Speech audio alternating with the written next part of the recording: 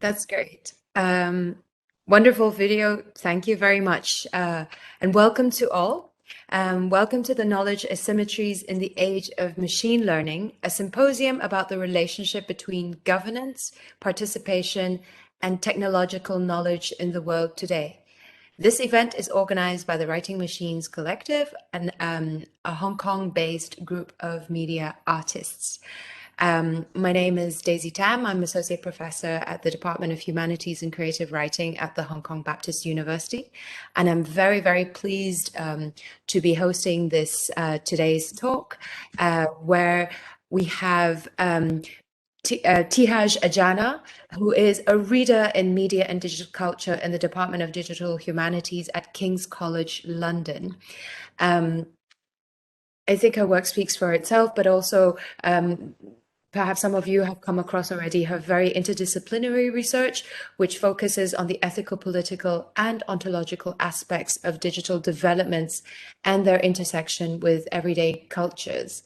On top of all of these and her publications, she is also a filmmaker and uses film as a way to explore social issues while bringing scholarly ideas to wider audiences. With such a very brief introduction, because I don't want to hold up everyone's time, I would like to hand over the stage to Btihaj, and we will have about 40 to 45 minutes of presentation, and then afterwards we will have 15 to 20 minutes discussion at any time. So this is just a bit of housekeeping. I was told that you can raise your hand by clicking on the interface of the WebEx. Or if you have questions that will be that you want us to read out, then you can also just type that in. Okay, without further ado, please, Btihaj, over to you. Thanks very much, Daisy, for this kind introduction, and thanks to the organizers for inviting me to give this talk and participate in such an interesting symposium, and very timely indeed. So as mentioned in Daisy's introduction, what I would like to do in this talk is to address some of the mechanisms of governance, and especially in relation to the current situation of COVID-19 pandemic. So first, I would like to discuss some examples of COVID-19 technologies and their socio-political and ethical implications. And then I would like to look at the concept of immunity, not only from a medical or scientific perspective, but also from a political angle, because I find in this concept of immunity a way into understanding what is at stake politically, socially, and socially as well regarding COVID-19 pandemic. Because after all, COVID-19 is not only an attack on the body itself, but its implications go beyond health, beyond the body, and they touch the very fabric of society itself, as we have been witnessing over the last year and a half. So obviously, this is not the first time in history that we are faced with a major health disaster and the outbreak of a transmissible disease at a global level. But what is perhaps unique about the current pandemic is that it has been unfolding against the backdrop of a highly digitalized world, a world that is increasingly dominated by data, algorithm, apps, and online platforms.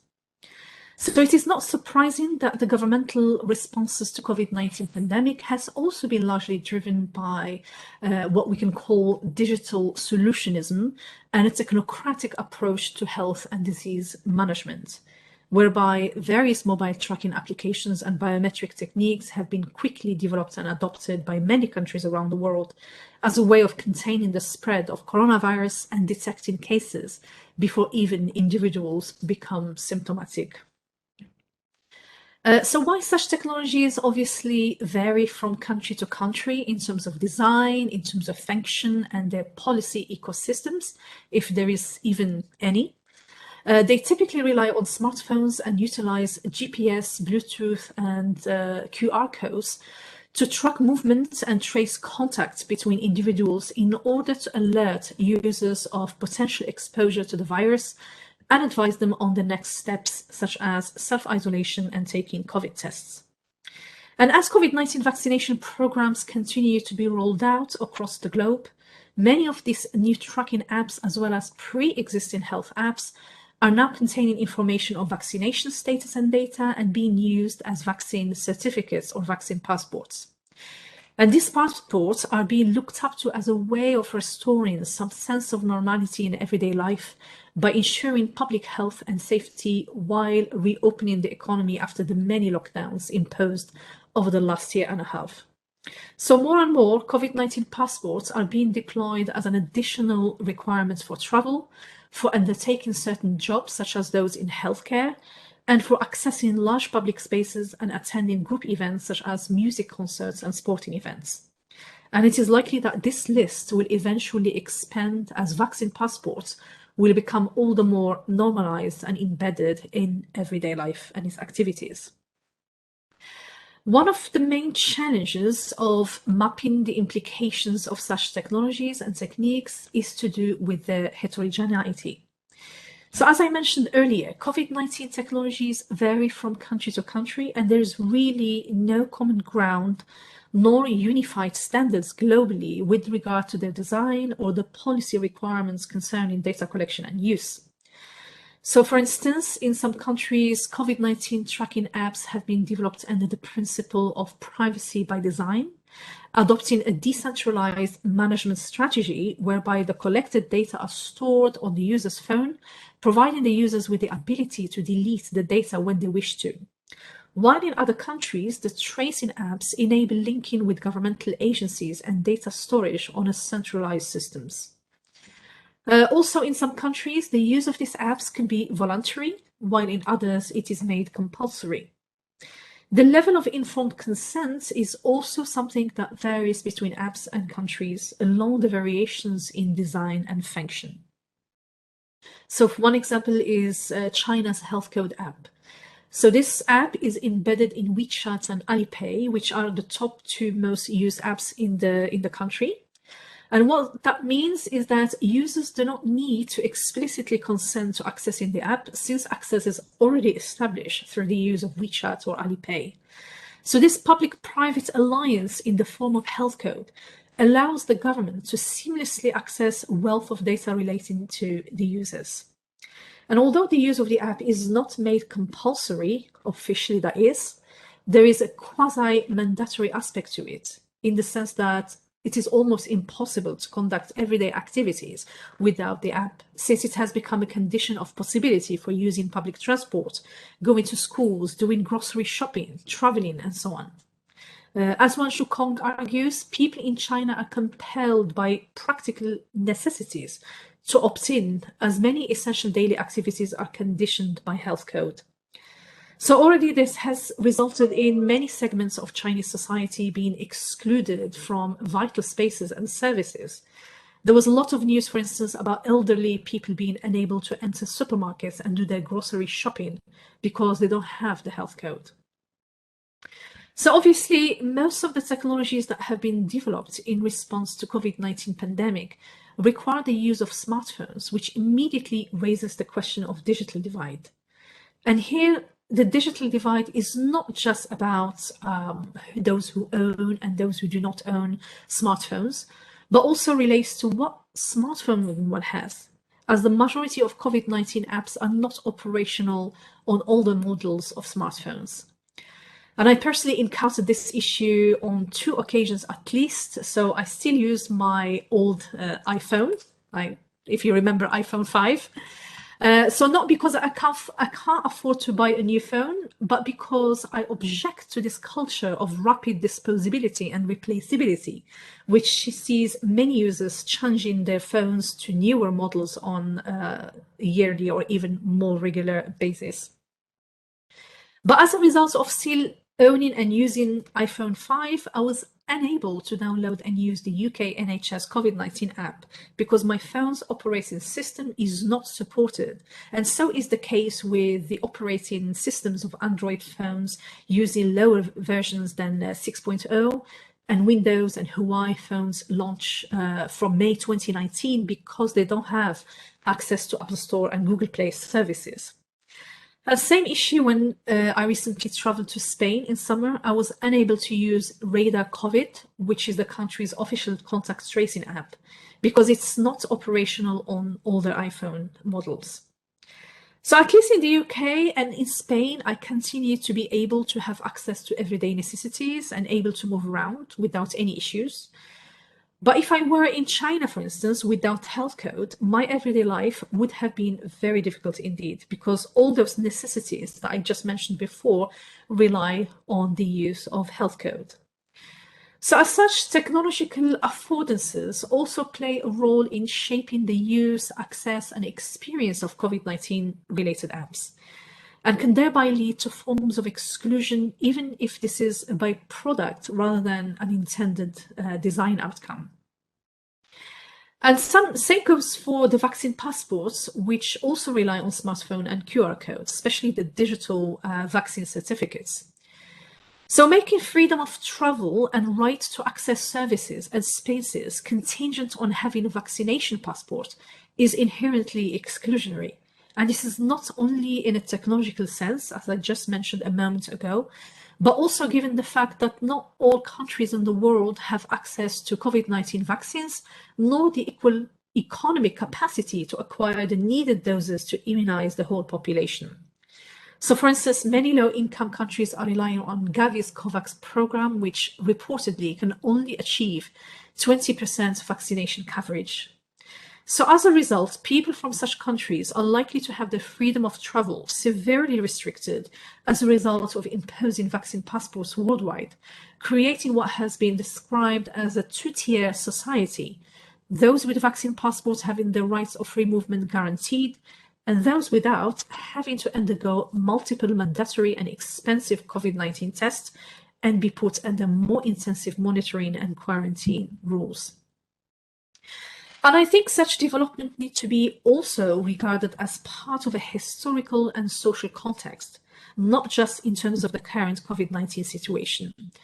Because way before COVID-19, we have been already living in what the French sociologist Etienne Balibar calls a world apartheid, in which the amalgamation of borders, passports, and biometric technologies has been instrumental in creating a dual regime of circulation whereby some nations can have freedom of travel and seamlessly move from one country to the other with ease, while others are excluded and made to endure an excess of documentation and securitization. So introducing COVID-19 vaccine passports as a token of freedom will add yet another layer of inequality, discrimination, and exclusion, the consequences of which are likely to outlive the pandemic itself. And also, the imposition of digital vaccine passports seems to ignore that some people do not wish to have their everyday activities completely dependent on a digital app or a digital certificate. The right to be disconnected from the digital world and its big data machine, as hard as it is in today's world, should still be something to be fought for, respected, and protected. Another issue that is worth mentioning here is to do with this notion of function creep, which refers to the way a certain technology gets repurposed and used for something other than its intended use. So we have seen time and again throughout the recent decades how practices and mechanisms that are initially designed for specific contexts and exceptional circumstances end up becoming routine and widespread across the entire fabric of society. One example is to do with the application of biometric technology. So the initial use of biometrics was limited to specific spaces and extreme cases initially, such as detention centers, prisons, and crime investigations. But over the last years, biometrics became more and more widely used, and it has infiltrated the consumer sphere as a convenient technology of everyday identification. So much so that biometrics is now embedded in everyday products and services. We use now biometric fingerprints and facial recognition to unlock our phones and log into our bank account. We use mobile pay to purchase our morning coffee, voice recognition systems to interact with virtual assistants such as Amazon's Alexa, fitness trackers to monitor our physical health and activities, and the list goes on. So technologies that would have seemed intrusive a few years ago are now so commonplace that they are completely normalized and seen as routine and a matter of course. And with the current technologies being used to manage people's health in the context of COVID-19, we are likely to see a similar function creep, repurposing, and public acceptance. So, for instance, a recent survey that was conducted by YouGov in the UK revealed that most Britons support a COVID-19 vaccine passport system, despite privacy concerns and the potential of such system to create and exacerbate forms of discrimination and inequality. So that's why it is important to remind ourselves that the culture of digital control we live in is not always entirely imposed from above. It also relies on consumer consent, on citizens' participation. It relies on the power of technological seduction and the promise of ease, convenience, and safety, as is the case with technologies of COVID-19 and their promise to offer protection and ultimately a return to some semblance of normality. Speaking of big data technologies in general, Natasha Lushtish argues that relentless data extraction, of which humans are mostly unaware, has little to do with the totalitarian ambition to master the entire semantic world in order to control everyone in every aspect of their life. Rather, data extraction is a mode of production as well as a mode of exchange. End of quote. But what I would also add is that this is an exchange that is not based on reciprocity, but on imbalanced power relations, in the sense that we have a plethora of private and public institutions, commercial companies, and law enforcement agencies continuously extracting data from us, but we rarely get to extract data from them. So it is a one-way knowledge production involving various knowledge asymmetries, as the title of this symposium indicates. So these are but some of the many ethical issues surrounding the artifacts and dispositifs of pandemic governance. There are so many more other issues to unpick and discuss, but what I would like to do now is to turn to the notion of immunity, which has been also at the forefront of the ongoing debate about the current pandemic, both within the medical field and also within the political and public discourses. And what would help us here is to think about immunity not only in a scientific sense, but also as a metaphor that structures the basis of contemporary politics and its paradigm of defense. As Donna Haraway argues, the immune system is a map drawn the immune system is a map drawn to guide recognition and misrecognition of self and other in the dialectics of Western biopolitics. That is, the immune system is a plan for meaningful action to construct and maintain the boundaries for what may count as self and other in the crucial realm of the normal and the pathological. So it is in this sense that the Italian philosopher Roberto Esposito believes that immunity acts as a framework for modernity itself, cutting across various domains, discourses, and spheres of life. He writes, whether the danger that lies in wait is a disease threatening the individual body, a violent intrusion into the body politic, or a deviant message that entered the body electronic, what remains constant is the place where the threat is located, always on the border between the inside and the outside, between the self and the other, the individual and the common. So immunity as such coalesces with various fields beyond human biology. And these fields can include law, politics, computer science, borders, immigration, and so on. In that each of these domains is constantly striving to immunize itself from external danger and so-called invading others. And with the current COVID-19 pandemic, this defensive immunopolitics, so to speak, is brought into a sharper focus, given the way immunity has become le terme du jour, in the name of which various protective measures and control mechanisms have been unleashed, including the imposition of lockdowns and quarantine, and as discussed earlier, the use of various tracking techniques and surveillance mechanisms to contain the spread of coronavirus. So for Esposito, the governmental responses to COVID-19 pandemic are symptomatic of, and this is a quote from Esposito himself, a veritable immunization syndrome that has long characterized the new biopolitical regime, end of quote.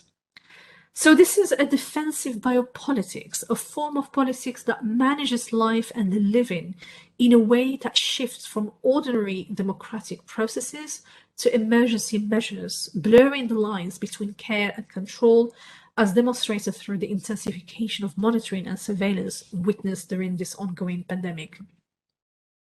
So here, Roberto Esposito is gesturing towards the paradoxical nature of immunity itself. That is, in order for life to be preserved in the immunitary sense, something needs to be introduced to it, that at least in some aspects negates it to the point of suppressing it, according to Esposito. So this is both in an immunological sense as well as in a political sense. So in terms of immunology, the very nature of vaccines is to protect life by precisely incorporating the external threat within the body rather than keeping it at a distance. As Esposito puts it, immunity can prolong life, but only by continuously giving it a taste of death. In other words, within the immunitary paradigm, the body defeats a virus by making it part of itself rather than expelling it outside the organism, making life possible through its own negation. And this logic also informs much of our political thinking, in the sense that the protection of life often involves reducing it to its bare biological status and mobilizing mechanisms that are liberal at times in the name of defense and protection, as is the example of so-called war on terror, immigration, border control, and so on. So at the start of the COVID-19 pandemic, Giorgio Agamben famously lamented precisely this sacrificial logic of survival, which reduces life to its bare form in the name of saving it, and whereby civil liberties are readily sacrificed for the sake of achieving biological security. So he argues that the wave of panic that paralyzed countries obviously shows that our society no longer believes in anything but bare life. So this, according to Agamben, ends up normalizing the state of emergency and exception to which people have been accustomed to for some time. And as Owen elaborates further, governments treat every event as a pretext for the suspension of normal laws. Citizens adapt to the new reality, they defer to exception, and so it becomes the rule. And in doing so, some vital element of human life is suppressed or undone. So while Agamben has been accused of being a coronavirus denialist and a paranoid, misguided sage, I would argue that some of his warnings are nonetheless valid and warrants to be taken seriously. As I mentioned before, we have seen time and again throughout the recent decades about how practices and mechanisms that are initially designed for specific exceptional circumstances end up becoming routine and widespread across the entire fabric of society. One primary example, as I mentioned before, is the rapidly growing application of biometric technology, which Agamben refers to as biopolitical tattooing, through which the body itself becomes forcibly the site of surveillance, securitization, and identification. So governing through immunity means defending society from disease and those who carry it at the cost of mobilizing controversial and at times unprecedented measures. Because this striving for immunity, both in a biological as well as a political sense, often justifies exceptional interventions with potentially long-term effects. And as Michel Foucault reminds us, defending society also involves sacrificing segments of it and exposing some to risk so that the rest can keep on living. A logic that is at the heart of modern politics and its biopower, the power to make live and let die, as Foucault puts it. So to fully understand the politics of COVID-19 and its ramification, it is not enough to look at its defensive aspect. One should also consider the other side of the equation, that is to say, the letting die aspect.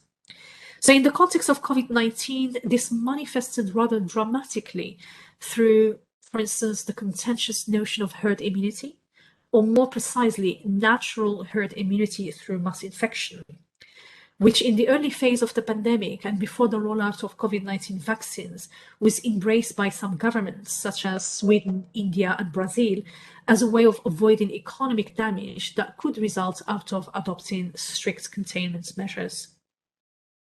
So as we know, there are two ways of achieving herd immunity: vaccination, or the exposure of large proportion of the population to the disease, which can enable the acquisition of antibodies naturally through infection on a mass scale. But while the latter approach might be reasonable for less severe diseases, in the case of a more severe illness or virus, such as COVID-19, there is a much more higher risk of complications and even death, as we have witnessed. So since the beginning, scientists have warned that in the context of COVID-19, natural herd immunity strategy poses a real danger to public health. But despite the warnings, a number of countries have shown willingness, both explicit and implicit, to accept the death of the elderly and the sick following this type of immunity as an alternative to closing their economies. And we can recall here the Lieutenant Governor of Texas, Dan Patrick, who told Fox News in March 2020 that he would rather die than see public health measures damage the US economy, and that he believed lots of grandparents across the country would agree with him. Or Donald Trump's famous tweet from the same period stating that we cannot let the cure be worse than the problem itself, referring to what in neoliberal terms is seen as the danger of disrupting the market for the sake of health. And even with the rollout of COVID-19 vaccines, scientists have been warning recently that the emergence of new highly transmissible variants, such as the Delta variant, renders the idea of herd immunity impossible, if not even mythical, to quote Andrew Pollard, the director of the Oxford Vaccine Group. So there is also no conclusive understanding about how long immunity through vaccination lasts, and the scientific evidence concerning the efficacy of COVID-19 vaccines in terms of prevention, especially preventing infection and transmission, is still rather hazy. Yet governments around the world have been keen on lifting most of COVID restrictions, despite scientists' warning, as is the case with the UK, where July 19th was declared by Boris Johnson as Freedom Day. So this sacrificial aspect has also been apparent in the exposure of those who do not have the privilege of self-isolation and the option of working from home to the perils of COVID-19. In the UK, this has led to reported excess deaths among groups from BAME backgrounds, as they are disproportionately represented in frontline roles and precarious occupations, whether in terms of nursing the sick in hospital, taking care of the elderly in care homes, stocking shelves in supermarkets, delivering food to household, or keeping public transport operational, which put them at a heightened risk of contracting COVID-19. So such reality demonstrates all the more that the current pandemic does not affect everyone in the same way, nor its impact is felt equally. This is not only in a biological sense or in terms of COVID-19's health implications for old versus young generations, but also in terms of the familiar class and racial aspects that are deeply entrenched in society and in the exploitative workings and functionings of capitalist systems. As such, in pursuit of immunity, the politics of defense ends up working in tandem with the politics of sacrifice, strengthening and producing various forms of inequality, precarity, and systemic injustices with fatal consequences at times. So in many ways then, what the current crisis highlights is the inevitability of a struggle over how societies are governed, and a struggle over the interface between politics and biology. This is at once a class struggle in the Marxist sense, as well as a biological struggle in the Agabanian sense, whereby what is at stake is life itself and the need for an ethics of living in which no life can be destroyed or sacrificed in favor of another, as Roberto Esposito asserts. And I will leave it at that. Thank you.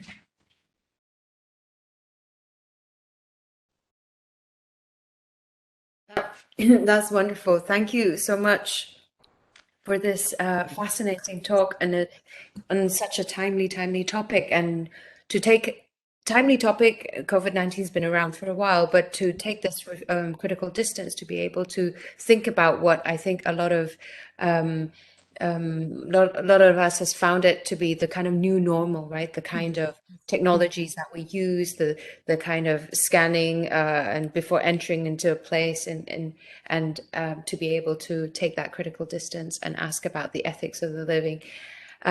With that, I would like to open the floor up for questions. Again, you can either click on the button that raises your hand, or type into the chat box, and the administrator will unmute you. Perhaps I could start the discussion whilst our audience gather their thoughts. I mean, the way you described, how in times of emergency, I think it's much more pronounced, this mixture of care and control. And your examples demonstrate all of this in all its possible manifestations. Within care, it always seems to be a bit of a power struggle. To care for, seems to be an underlying assumption of those who can't care for themselves. And that's been, I mean, that's in sort of a lot of the debates around care work, the care economy, or even Anthropocene, like kind of type of discussions, care for the environment. It's people are trying to rebalance, looking for an ethics of care which readdresses that asymmetry of power. Can you say a little bit more about how you think could be an ethics of living within this idea?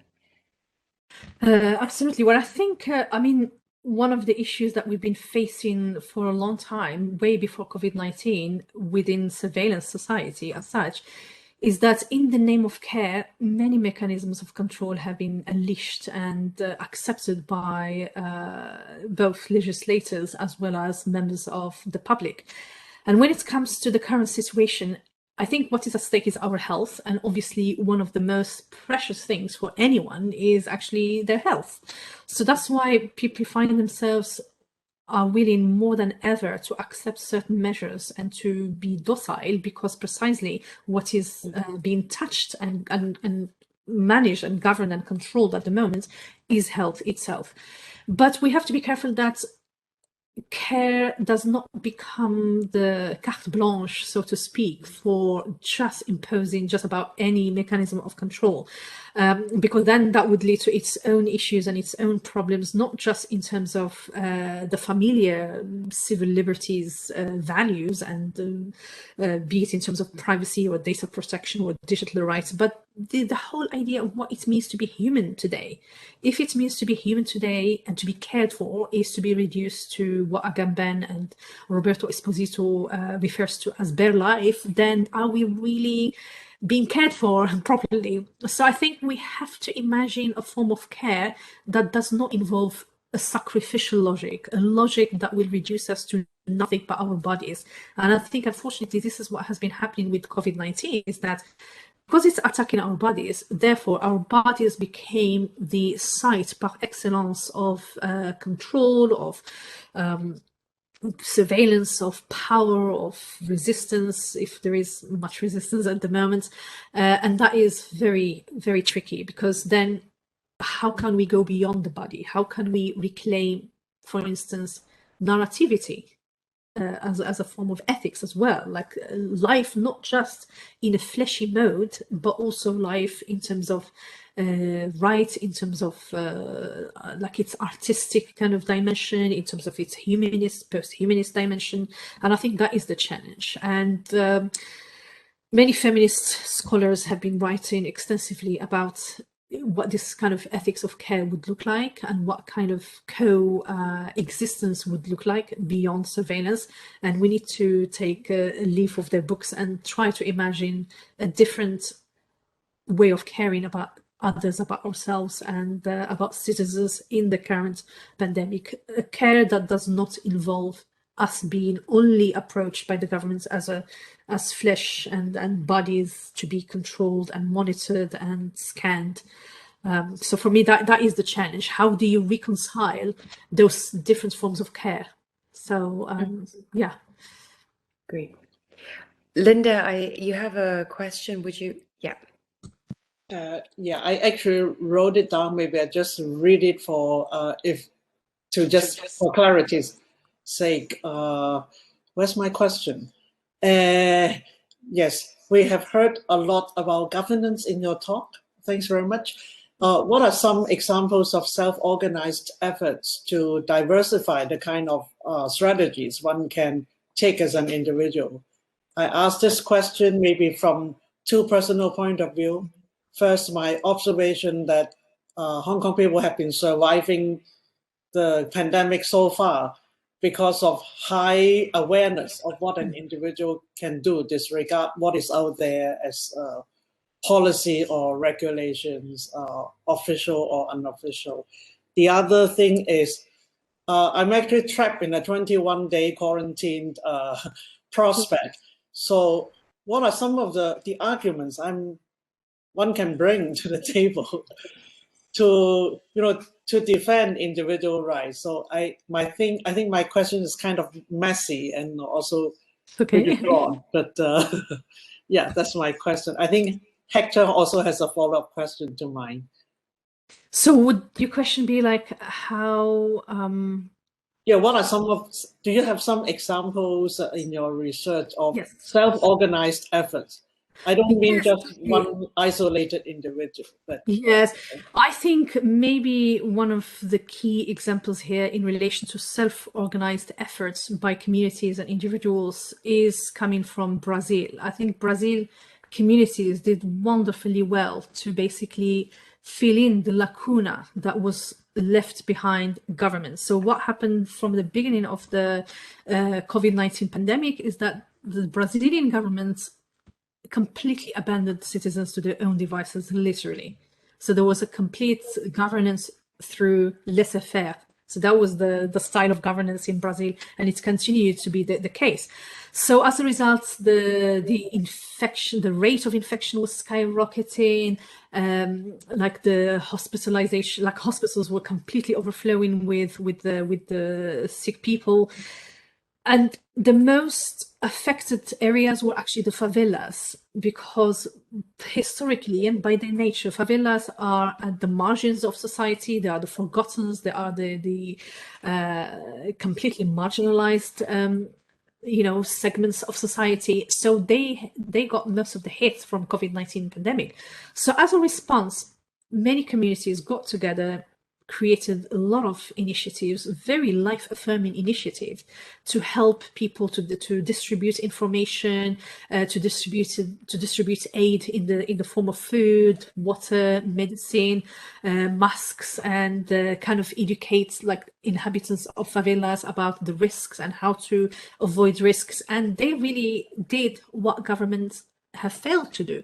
So here we have an example of life affirming, a kind of a very different example of biopolitics, not the biopolitics that we are used to, like the death producing biopolitics, but a life affirming biopolitics that is not coming from governments or healthcare institutions, but coming from people themselves, coming from communities, self-organized initiatives. But at the same time, I'm very careful not to romanticize self-organized initiatives, because what does that do? It takes us again to the neoliberal self-responsibilizing ethos, that everybody should be responsible for themselves, that the states should retreat, let people take care of themselves, be responsible for their health and well-being. But in moments like this, in moments where we have a pandemic that requires, concerted efforts from everyone, we should not, like government especially, should not let it to individual initiative to do the work. I think there has to be responsible governance, not necessarily interventionist or heavy-handed governance, but a governance that is present, a governance that responds quickly and efficiently to emergencies. So really I find Brazil such a fascinating case in point when it comes to how people responded to the lack of governance. So we have it's kind of a dialectic. So on the one hand, we have Asian countries, for instance, where intervention has been completely too much of it. And then we have in areas like Brazil, we have the lack of intervention, complete lack of presence from a governmental standpoint. So we need something in between, something that is not completely abandoning, but at the same time, not totally controlling, something in between. And we have to be careful not to romanticize self-initiatives, because at this time we need help from different actors and not to leave it down to the individual or down to communities to fight single-handedly such a major health disaster that is COVID-19. That would be my opinion around this. I think Hector has a follow-up question to mine. Maybe Hector should speak.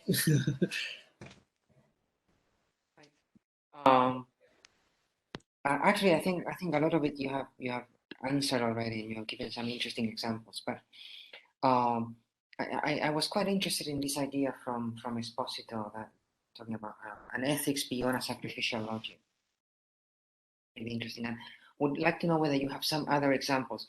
So you were saying that self-organization at some points is necessary because governments abandon their population, but we should not romanticize it because it's a way of shifting responsibility to population in a kind of neoliberal way, and so to release it from the government. Do you have any examples maybe of the kind of government intervention that you think has been quite effective, and where you see an ethic of care without sacrifice, for example? I think it's really hard to find an example of perfect governance for, in the current climate, because I think it has been polarized, like governance has been completely polarized during COVID-19. So some people were praising Sweden for its approach to the pandemic and how it did not suppress economy, but let people acquire herd immunity. But it turned out that was a disastrous policy, because they wiped out a lot of their elderly population by doing so. And at the same time, countries that suppress their economy too much, and then in order to contain the virus, then they end up suffering economically as a result. So I would struggle to find an example of a form of governance that we have witnessed in the last year and a half that got it right. And I'm not just blaming everything on the governments, because let's face it, I mean, it's not easy to govern. Like, governing is such a huge challenge. It's easy to just say, oh, it's just the state, the government, the prime ministers, they don't know what they're doing, the government. It's easy to just fall into that trap of blaming the governments. But I think, as I mentioned before, and to go back to Roberto Esposito, it's very, very important that we rethink immunity itself, because I think one of the major issues is that the striving for immunity at any rate, at any cost, is precisely the problem. not just in COVID-19, but also if we look at what's happening now with refugees from Afghanistan, for instance, and how the reception of refugees is completely polarized. Some people, for instance, in the UK example, are very welcoming of refugees. Some people are completely resistant and they see them as an intrusion on their culture, on their who they are, on their, you know, being British and so on and so forth. So, and that is immunitarian thinking. So I think in order to achieve a form of governance that is ethical and caring and able to protect but without suppressing life, we need to rethink what immunity is. And interestingly enough, not only in philosophy that we find new ways of thinking of immunity, like Donna Haraway tried to rethink immunity. Roberto Esposito obviously is the most famous philosopher of immunity, but also in philosophy of science itself. I mean, you have like, for instance, Alfred Tauber, and you have Pradeux, for instance, who wrote extensively about immunity in relation to community, because oftentimes we think of immunity as the opposite of community. But when they look at scientifically at the immune system, our immune system does not really function according to self and other, according to the dichotomy of inside and outside, as like traditional immunology or traditional politics would like us to believe. But our immune system is forever negotiating its boundaries. In fact, one example is, like from a scientific perspective, is donating plasma that is coming from people who have been infected by COVID.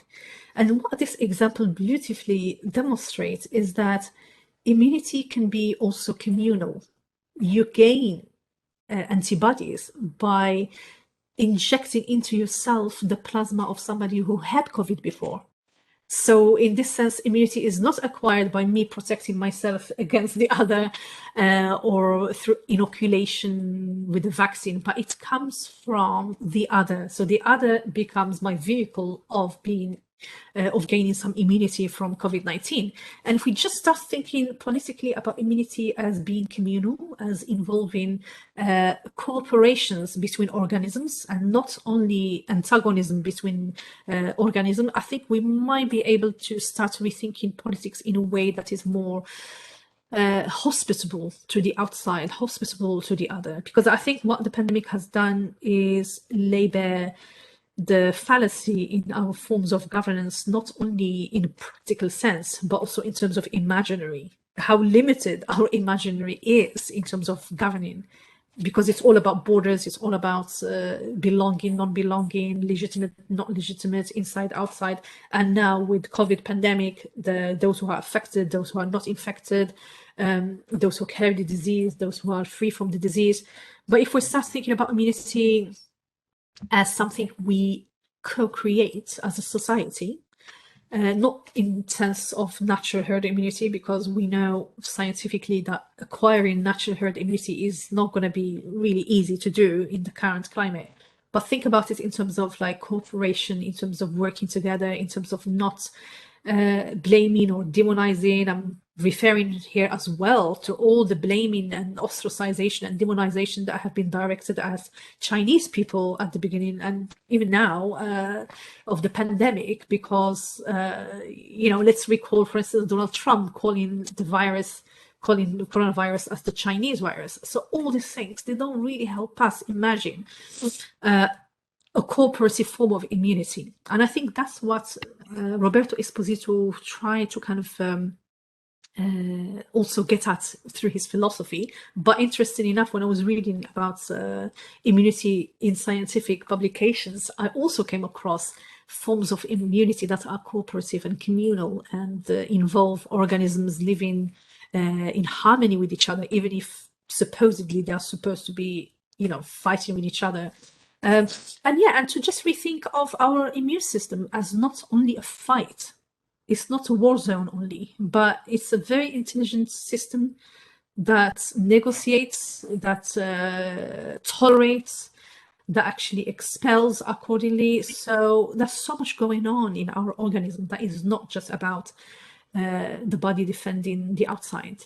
Because otherwise we'll all be dead. If immune system was just about being intruded upon all the time and fighting itself, we'll completely become holograms. We'll become a shadow of ourselves, because it's such a tiring process for the immune system to be constantly working to defend. So yes. Thank you. Thank you. That was maybe actually then to follow up on this, it would be interesting to move on to Winnie's question, because Winnie soon has a question. And you were speaking about the limitations of our imagination in terms of thinking, say, rethinking the immune paradigm or immunity paradigm or immunological paradigm. So maybe this is a place where artists might have something to say. Maybe that. Absolutely, absolutely. Yeah, this is also something I might be good to follow up on. This is because I know where you are also a filmmaker and interested in digital curation. So because just now you exactly mentioned about imaginary, right?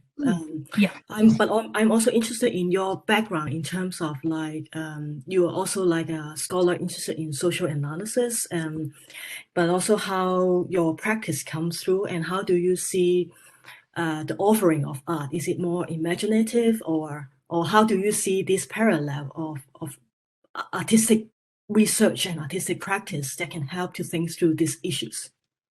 Absolutely. Thank you very much for the question. I really believe that art has some of the answers to the lack of imagination in politics and also in the technology realm, because I think what art can bring into the table is the precious gift of different perspectives that are now we lack at the moment. So when you look at the way in which usually technologies are being designed and they're being implemented, oftentimes they involve very limited number of stakeholders. So it tends to be policymakers, technologists, and rarely even end users. So there is a limited kind of pool of people, and they come with their own limited imagination as to how to design like a solution or to design a response in a technological form that can handle a situation. And in fact, it's even worse. Sometimes technologies exist and problems are being created for them in order to use them. So it's a kind of a reversed teleological kind of thinking. But as opposed to that, a thinking that is enriched and informed by artistic practice can open up those different avenues of thinking differently about certain topics, thinking differently about technology itself, like, you know, so that technology is not just this, to go back to Heidegger, is not just like a human tool, an artifact of an anthropological artifact of intervention, but technology itself can acquire a different meaning and a different dimensions as well. And I think that's why, like, the kind of things that you do and involving members of the public as well in the discussion, coming up with these interfaces between art, society, politics, is very, very valuable. And I think we need more of that. And for me, like, I really enjoy, for instance, making short films involving members of the public in the process, because I think it's not enough to just conceptualize or try to come up with solutions. It's very important to rethink, well, what is the problem in the first place? And I think that's where art can come in, because art is very good and very astute at making us rethink what the issues are. Because the problem with a solution-driven approach, as is the case with governments and technologies, when they are just driven by solution, they lose sight sometimes of what the problem is in the first place. So an artist approach can actually make us maybe deproblematize the issues in the first place, because a lot of our problems are really not problems, they are problematizations. So art can help us actually sift through what is a real problem, what is not. How can we rethink a situation in a way that goes beyond this imperative of finding solutions?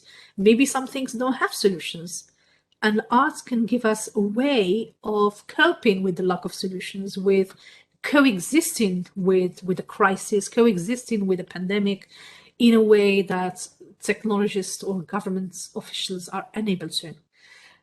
So a lot can be gained from artistic contributions to societal issues. Yeah, absolutely. Thank you. Thank you. So I think we have about maybe 5 to 10 more minutes for a last round of questions. You're welcome to speak up or type it into the chat as an indication. Let me just selfishly take some of the time whilst people gather their thoughts.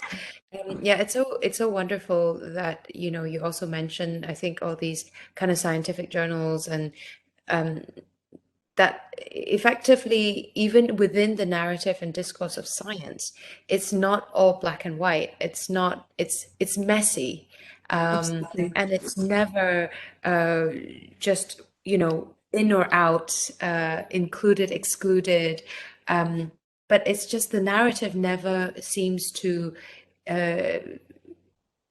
we seem to always fall back on a simple binary dichotomy in order for us to perhaps process or understand with clarity where life and social life and biological life is fundamentally, inherently messy. But what I really liked about, I think, even within the narrative of, you know, evolutionary biology, where you know, it's survival of the fittest, so it's like a war zone, borrowing from your metaphor of immunity. If it's a war zone and you fight, you have to win in order to survive. In fact, it's not true. You know, there are so many other, Lynn Margulis, for example, who talks about having contamination being an informant of change. So it's always like interruption and change and generating more, opening up to, yeah. Absolutely. Yes. I think, yeah, like it goes back to this key concept of cooperation between different entities. And I think we do live our life like that, even when we think that we are, like, especially in neoliberal capitalist system, we are competing all the time. But in fact, in order to survive and live a good ethical life, I think cooperation is inevitable. Competition is only able to get us so far. It cannot actually give us quality of life all the time. I think it's the cooperation and the communal aspect of our living that makes life worth living. I was going to refer to something, but it skipped my mind now. It might come back to me, but it was an example. Yeah, sorry, it escaped my mind. It might come back. Yeah, precisely like in relation to cooperation. Something from biology, but yeah, it might come back. Yes, I was just going, sorry, it came. Yeah, I was just saying that maybe, like in general, the government strives on simplicity. I think simple binaries that are easier to communicate to people, they're easier to work with, like from a managerial governmental perspective, and that's why probably it is harder for both for the public as well as for government to actually get heads around kind of a more nuanced understanding of self and other relationship, of immunity and so on, because it's simple binaries and polarization of opinions. And we see that in politics during elections, like people just want to see black and white, like polarized opinions that are easier to communicate and to digest for people. But I think it's an imperative and a duty for everyone to be able to engage with the complexity and engage with the nuanced understanding of these things, and also this concept of indeterminacy as well. Not everything can be made certain in advance or secure in advance, or because I think governments oftentimes they promise certainty, they promise a level of predictability, but actually those are mythologies. I mean, nothing is predictable or certain in life.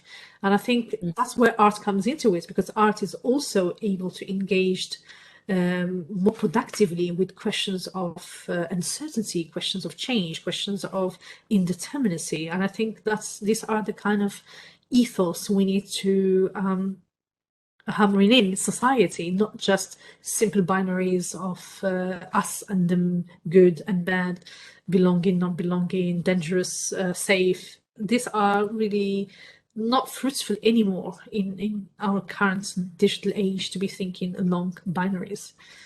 Yeah. On that note, anyone else on the chat, just for last opportunity? If not, I think this is all we have time for, and I think this is opening up a really wonderful unknown of politics of indeterminacy, or one that is not based on sacrificial bodies and that. So thank you very much, Btihaj, today for this wonderful talk, and for the discussions and the questions that were brought about by the audience.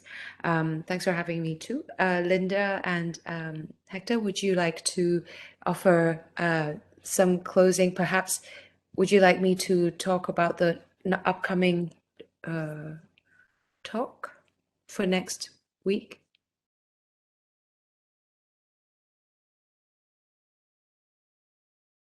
Hello. Oh, see. Hi.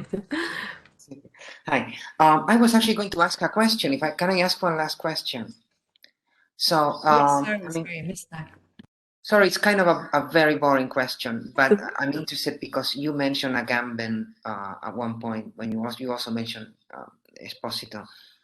And of course, Agamben's view, as you mentioned, is very controversial. Mm-hmm.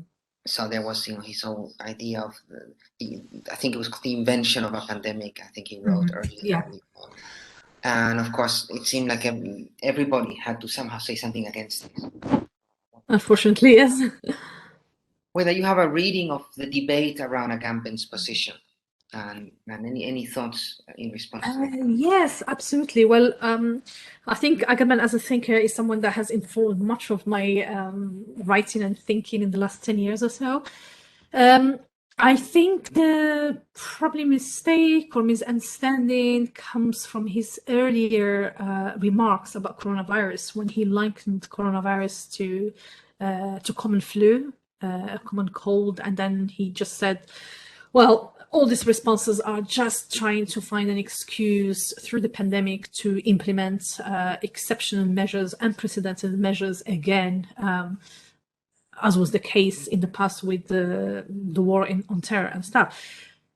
It's a shame. It's a shame that people really focused only on the statements that when he said that coronavirus is like the flu, and failed to see what came after that. Because what came after that is that he responded to this accusation of him being completely misguided regarding the coronavirus, and that he blurred between philosophy and health, like embodied fleshy health, that he couldn't see the difference between the two, between thinking and between embodied living, and the danger that coronavirus posed to our bodies. And even Jean-Luc Nancy, one of his close friends, he kind of replied, and he said, well, luckily I didn't listen to Agamben when I was going to have a heart surgery, because he told Nancy not to have a heart surgery. I mean, Nancy would have been dead even earlier than a few weeks ago if he followed Agamben's advice. But despite that, personally, I'd like not to write off Agamben as just somebody who is misguided or completely like a coronavirus denialist. I don't believe that is the case.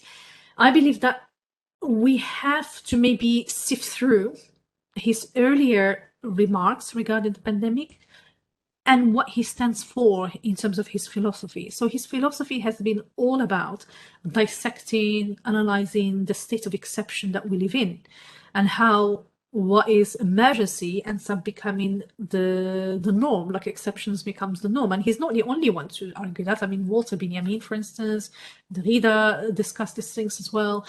And these are very valid arguments. So just because he likened coronavirus to the flu at the beginning, it does not mean that anything he has ever said, we can throw it out. That would be like throwing the baby out with the bathwater, like completely dismissing of the entire corpus of work that he actually offered us by way of thinking about our politics and how life and the biology interacts with politics nowadays and also in the past. So yeah, so I defend Agamben. If you would like to know my position, I'm continuously in defense of Agamben, and I think his remarks and his warnings should always be taken seriously because he's been prophetic, for instance, in terms of certain technologies like biometrics. He famously declined in 2004 to go and lecture in NYU, precisely because America started imposing biometrics. So now I think he would struggle to go anywhere because most of the countries now have implemented biometric systems. But still, he was prophetic because back then people were not taking biometrics seriously. I remember when I was writing my PhD thesis on biometrics, I was one of the very few people to do so. And also the biometrics was seen as this technology, this futuristic technology. Like people used to invoke, you're doing something like Minority Report, you're writing about Minority Report. And I'm like, well, I'm writing about the systems that are already here, like implemented in real life. It doesn't take popular culture or futuristic films to tell us what's happening. It's already happening here and now.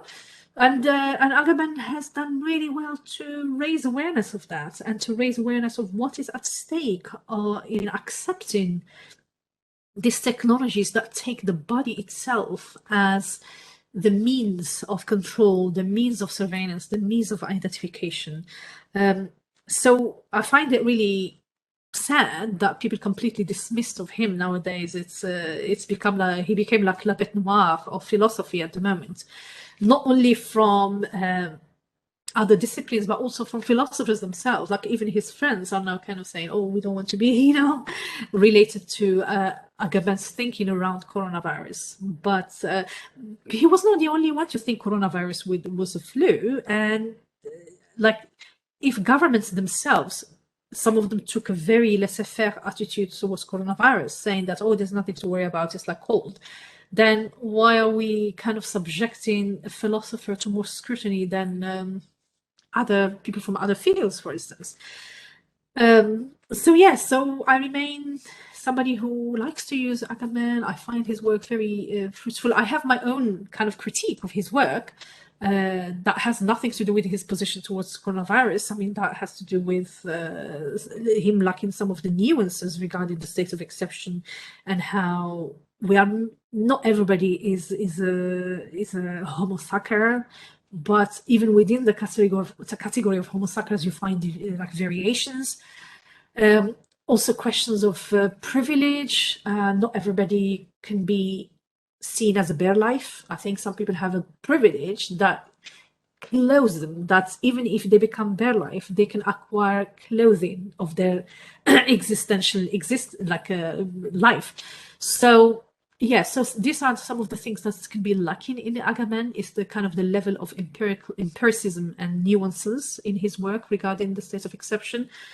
But other than that, I think we need to give him more credit about all the warnings that he put vis-a-vis the current pandemic and vis-a-vis all technologies, basically, because a lot of his warnings towards biometrics are now coming true. I mean, look at Taliban, for instance. Afghanistan, like about a decade ago, the US created a database with biometric details of Afghanis, and now it's in the hand of Taliban. So again, these systems are not benign. Even if probably they're benign now, we don't know how the future will unfold. And that's the uncanny nature of technology, that like the big data in general, it's quite uncanny because we have no control over the future of that data, and we have no control over what kind of traces we want to leave behind and what kind of traces we don't leave behind, because things are being collected seamlessly all the time, especially now with the current pandemic. So yeah, so Agamben, he's been prophetic in his warnings, and we should definitely keep listening to his warnings. If I can quickly follow up, and maybe I'm not sure whether this is an interesting question or not, but I just thought of this because you mentioned Agamben's remarks on the flu and coronavirus and the flu. I'd like to know whether you have any thoughts about what maybe I'm running through discourses around. Sorry, I think I got cut off. Discourses around the COVID-19, which is comparing it with the flu. For example, people who say, "Oh, you know, it's going to be worse than the epidemic of 1918," for example, the misnamed Spanish flu. Or people who say, "Well, look, after all, it's not as bad as the ordinary flu, or it's equally bad, or we have naturalized the flu. Why don't we naturalize this?" It seems to be a trope running through a lot of discussions. I'm not so much asking whether this comparison is right or wrong, but about the cultural aspects of making this comparison, or you know, the debates around how we should make this comparison or not make it. Yes, well, I think these comparisons are very, very problematic in this current context of COVID-19, because we know that, first of all, there's not much known, like we managed to develop vaccines and so on, but still all this kind of variants that are emerging, they're defeating even the most brilliant of scientists and the most brilliant of immunologists or vaccine developers. So we can't just say that COVID is like the flu and we should treat it like the flu, or we should kind of learn from how the flu has evolved to become part of society and not be the subject of much emergency measures. But I think COVID presents us with the new challenges, unique challenges vis-a-vis health, vis-a-vis its transmissibility, vis-a-vis the fact that variants are emerging all the time, and it's like scientists are trying to now just really keep a pace with the emergence of these variants that bring with them other threats in terms of transmissibility, the higher rate of infection, and so on. So I think for me, it's not useful to kind of dwell on that parallel between COVID-19 and the flu, because it's a different thing, and because it's also it's unique in terms of the way it has paralyzed the world for a year and a half. Not entirely, but it did paralyze a lot of our activities, and the way it has kind of restructured, it has accelerated a lot of the digital transformations that were going to happen anyway, but they have been accelerated in a way that the flu did not. So as I see the ramifications, I mean, that is not to say the flu is not dangerous. I think many people are still dying of the flu, and we have to admit that the flu is not to be taken lightly. But COVID, the way it has impacted society, not just health or the body, the way it has impacted society, it has been profound, that impact. And therefore, we cannot liken it to the flu, because that would be underplaying its severity, or its kind of its seriousness, and its kind of implications. So it'll be like underplaying.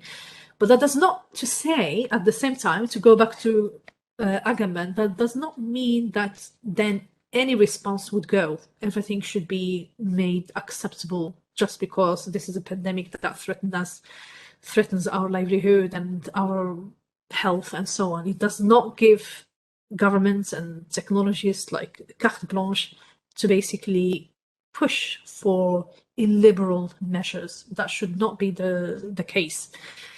So yeah, but from a medical scientific sense, I think it's important to keep differentiating between COVID and what has been, like, even from COVID family. I mean, the coronavirus, it seems like it's a family of viruses, and COVID-19 is the kind of newest manifestation of that.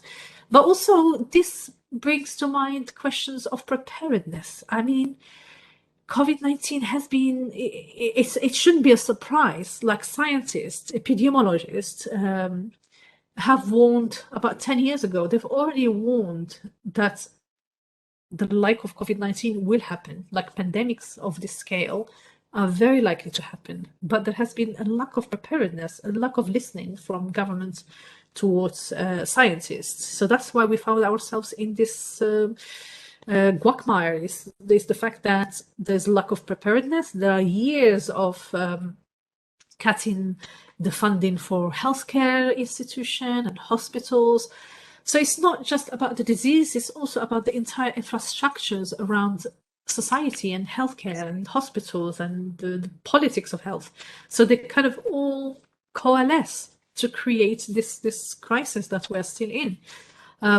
So I don't think it would help anyone to liken COVID-19 with anything else for that matter, not just with the flu, but with any other disease, because the impact has been quite radical and quite different from other diseases. Yeah. Thank you for that. I mean, I have, I'm hardly an expert on this, but can you hear me? Yeah. Yes. Sorry. I'm not an expert on this, but I sometimes wonder why our response to COVID-19 is so unique as it has been compared with our responses to other pandemics. That is, whether we are responding differently because COVID-19 is different, or that COVID-19 has become a different phenomenon because of the way we have responded differentially. And then we might need to think about why we have responded differently to the COVID-19. That's a very, very good question. I think, so as I mentioned really at the very beginning of the talk, what's interesting and probably unique about the current pandemic is that it is taking place against the backdrop of a digitalized world. So I think that is not to say, for instance, like other diseases before, just from 10 years ago, like the H1N1, like the bird flu and all these diseases that had the potential to become pandemics themselves. We had the digital culture there as well. We had a digitized world there too. But I think because it's happening now against this backdrop, a world that is run through data, that is run through platforms and apps, the world has become really appified in the true sense of the term. We rely on these technologies to do everything in our everyday life. So is the response to the pandemic. And I think contagion is not only a matter of disease traveling and mutating and jumping from one person to the other, but also the digital ecosystem can experience contagion. And that's what some people are researching in terms of infodemic, in terms of also how contagion is not just about physicality and health and being infected, but infection can happen also at the level of thought. It can also happen at the level of beliefs, at the level of values. So contagion can happen in many, many ways. So the fast, rapid spread of COVID has been probably one of the major features of it. It traveled so quickly and seamlessly. And also that happened against the backdrop of a digital world, a digital culture, a culture that has become quite, operational through apps and platforms and big data and so on.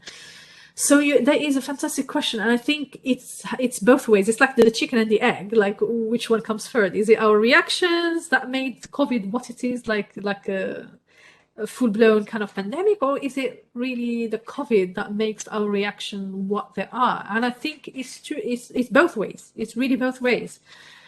I think, because as I said, scientifically, medically, COVID is not like the flu, although it's from the family of other similar viruses. But also, yes, now we have at our disposal a different kind of arsenal of tools and artifacts of governance. So, so that made the responses even more, having that sense of urgency. I mean, it brings me back to this discourse of war, because in addition to all the technologies that I was mentioning in the talk, and vaccine passports, app, bracelets, facial recognition, thermal imaging, in addition to that, what went hand in hand with those developments is also the rhetoric of war, that we are at war, that this is a war, that the virus is an enemy that needs to be defeated. So if you remember, at the beginning of the pandemic, all like heads of states, they came out and they were likening the pandemic to like the coronavirus to an invisible enemy. Like the Macron said, it's a invisible enemy. Trump said the same thing. Yeah, like pretty much every single president's head of state likened the coronavirus to an enemy that needs to be defeated through war means.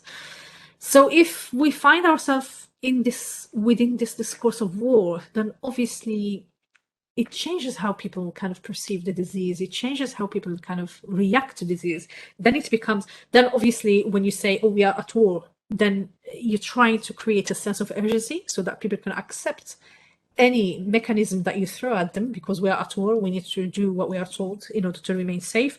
But also, it's almost like as a citizen, you are being enlisted in this war against coronavirus. It's almost like you're being called upon to participate in this war and do what you can. In our case, like the case of most people at the beginning of the virus, it was to stay at home. That to be a good citizen was to stay at home and not to go out. That's all that was asked from people. But as I've said, not everybody had that privilege to stay at home, and not everybody was on work contracts that can actually make them followed. Some people needed to still go out and work and risk their lives and expose themselves to the virus. So to go back to your question, I think it's both ways. I think there is something unique about the coronavirus and the way it spread so quickly across the globe, the variants as well, and how they are very defeating to scientists because they kind of mutate and emerge in a way that is faster than what the vaccination rollout is able to achieve. And at the same time, our responses are obviously very relevant to our current day and age, whereby we have digital technologies infiltrating every aspect of our lives, and also we live by this. I mean, it's not the first time that we live in a state of exception. I think we've become very used to the state of exception since 9/11, and the way it has unleashed some mechanisms that otherwise would have been completely unacceptable and illiberal. But we got used to them. We got used to being scanned in airports more often than not. We are used to having our little makeup and toiletries in a little plastic bag and put it through the scanning machine at the airport. Now we are used to so many things that are completely like responsive. They were responses to an emergency, but now they become they turned out to be the rule and the routine practice. So it's both, I would say. Yeah, thank you. Thank you very much. I think thank you for your very good talk. Thank you very much for inviting me. Discussion. And Daisy, I think you need to go.